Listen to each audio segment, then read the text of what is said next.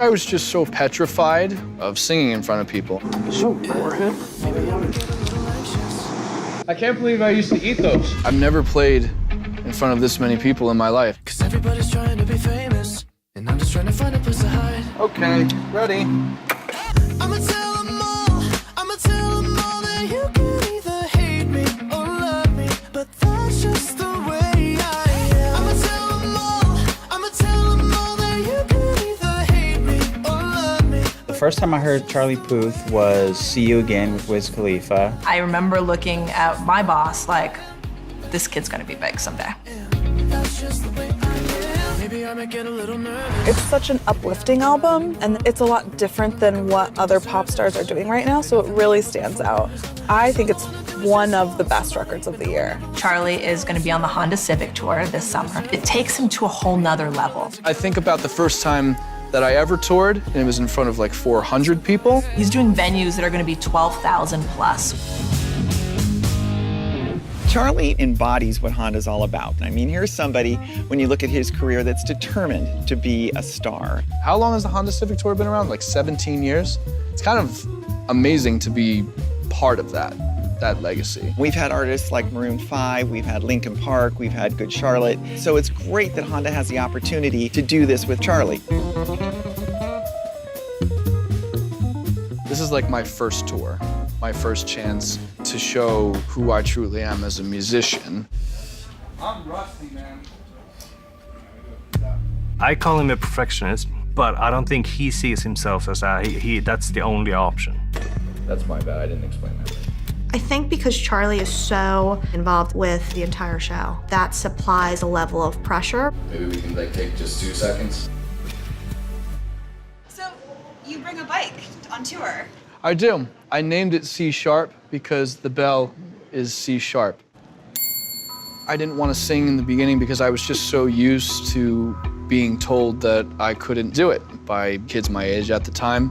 The first time I ever performed was at this club called Birdland in New York City. I guess he was around 16, and it was open mic night. I was wearing a brown sweater because I saw Ross on Friends wear a brown sweater, so I thought that looked pretty cool on me. I was like the last to go on because nobody knew me. It was all these famous Broadway stars. I was just so petrified while I was sitting there hunched over behind that grand piano, thinking, don't go off pitch, don't mess up. And I almost didn't do it. I almost walked out.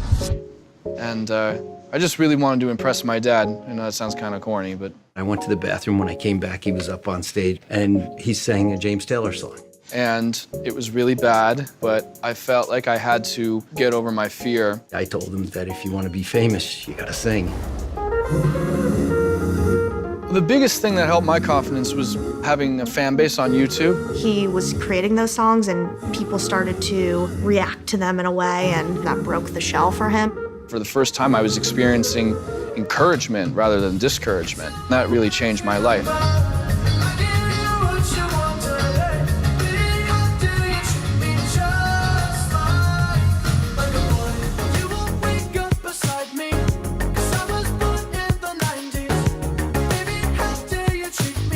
I think for Charlie, his following is insane.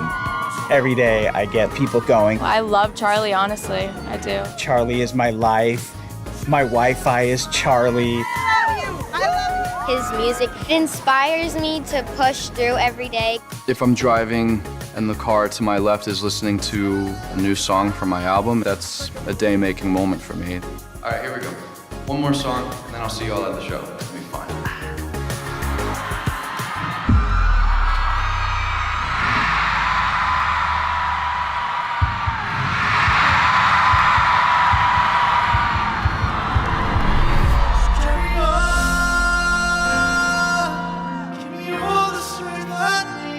My goal will always be to make people feel something.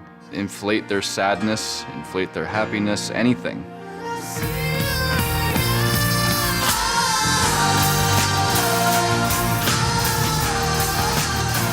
The fans push me, and hopefully in return I can inspire them too.